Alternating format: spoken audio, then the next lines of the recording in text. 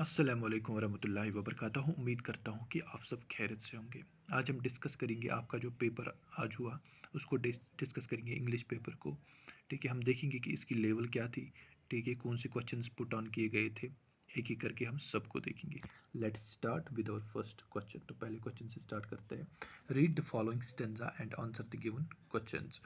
तो हमें क्या करना है, रीड करना है पहला स्टेंजा और आंसर करना है गिवन क्वेश्चंस को।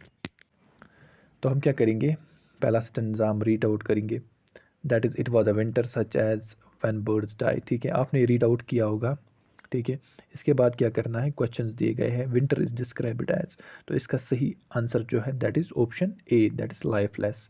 What happens to the bird in winter, they die, इसका सही आंसर है। ठीक है, उसके बाद स्टाइफनड मीन्स, स्टिफनड मीन्स का मतलब होता है, स्टिफनड का मतलब, स्टिफ का मतलब ये होता है टू सॉलिडिफाई। ठीक है, तो इसका मतलब होता है सॉलिडिफाई। तो आप सही आंसर इसका लिख सकते हो सॉलिडिफाई। उसके बाद opposite of the hot is, hot का अपोजिट क्या होता है। ठीक है, सबसे पहले मैं इसको थोड़ा चार्ज पे लगा देता हूँ मोबाइल को, फिर हम डिस्कस करेंगे इसको। ओके, तो हार्ड का मतलब क्या होता है, अपोजिट क्या होता है। हार्ड सख्त और अपोजिट इसका सॉफ्ट आएगा। ठीक है, तो आपने उम्मीद है कि सॉफ्ट ही लिखा होगा।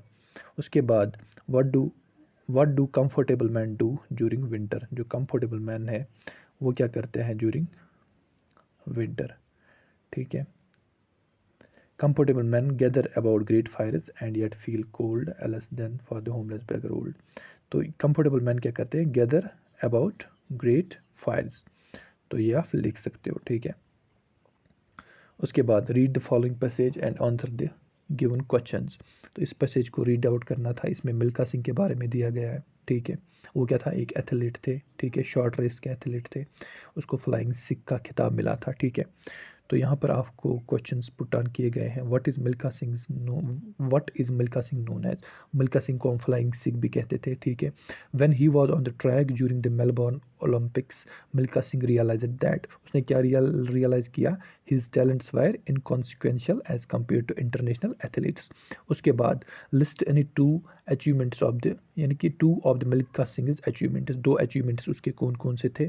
सबसे पहली उसकी अचीवमेंट थी, ही आप पढ़ सकते हो यहाँ से, he is the only athlete to win gold in 400 metres at the Asian Games as well as the Commonwealth Games. ठीक है, एक अचीवमेंट, और एक अचीवमेंट आप ये भी लिख सकते थे, he was award the Padma Shri, India's fourth highest civilian honour in recognition of his supporting achievements. ठीक है, उम्मीद है कि आपने ये लिखे होंगे। उसके बाद sprinter means an athlete who race over short distance, इसका जो आंसर है ट्रू, इसको फॉल्स नहीं आएगा, इसको ट्रू आएगा। तो यहाँ पर ट्रू पे मार्क कर सकते हो। ठीक है, फॉल्स नहीं आएगा इसको। उसके बाद I must be prepare to test my metal against the best athletes in the world, तो मेटल इस सेंटेंस में कैसे यूज हुआ, एज ए नाउन, तो आप इस पे टिक कर सकते हो। उसके बाद आपके पास क्या दिया गया है, एक बार चार्ट दिया गया है, इसको आपको पढ़ना है, इस ग्राफ को पढ़ना है और आंसर करना है गिवन बिलो क्वेश्चंस को। जो पहला क्वेश्चन है, how many home runs did सारा हैव इन टोटल, तो आपको देखना है सारा के पास कितने होम रन्स हैं। सारा, तो इट इज़ 6, 7, 7। ओके, आप 7 पे आंसर टिक कर सकते हो। ठीक है, उसके बाद what was the total number of home runs scored by the player with the most home runs, सबसे ज़्यादा किसने होम रन्स बनाए थे, 12। ठीक है, और वो किसने बनाए थे, ट्रेसी ने। ठीक है, ट्रेसी ने बनाए थे सबसे ज़्यादा, तो 12 है। How many home runs did dog dog score, dog ने कितने स्कोर किए थे, 11। How many home runs did mark score, mark ने 8 किए हैं। ठीक है, यस, मार्क ने 8 किए हैं। उसके बाद from the player with the first home runs to the player with the most home runs list them in ascending order, तो सबसे पहले कम, उसके बाद सबसे ज़्यादा होम रन किसके बाद, उसके बाद सबसे ज़्यादा किसके होम रन है, तो आप यहाँ पर देख सकते हो। सबसे कम पैटी के हैं। ठीक है, तो सबसे कम पैटी के हैं। ठीक है, तो यहाँ पर मैं नंबरिंग करूँगा इसको। ओके,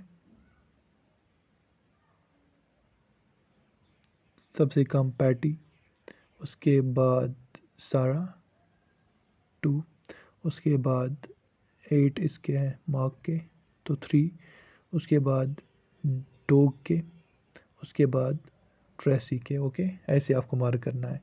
पैटी, सारा, mark, dog and Tracy. Okay, उम्मीद है आपने ऐसे ही किया होगा। अब नेक्स्ट क्वेश्चन पे चलते हैं हम। Complete the passage by filling the blanks with appropriate words. इसको फिलअप करना था with appropriate words. Anu Anu went to the park, ठीक है, यहाँ पर आ जाएगा the park. Okay, with her, ठीक है, with her mother and father. She ran on the grass while her mother dash watching her mother enjoyed, ठीक है, यहाँ पर enjoyed watching her, ठीक है। She spread out a dash blanket on the thick, तो यहाँ पर आ जाएगा thick। उसके बाद mother advised her that she dash throw the wrappers of the chocolate in the dustbin, she should, तो यहाँ पर आएगा should। ओके, नेक्स्ट क्वेश्चन अब करेंगे। Convert the following passage from direct to indirect speech. इस passage को क्या करना था, कन्वर्ट करना था from direct to indirect speech.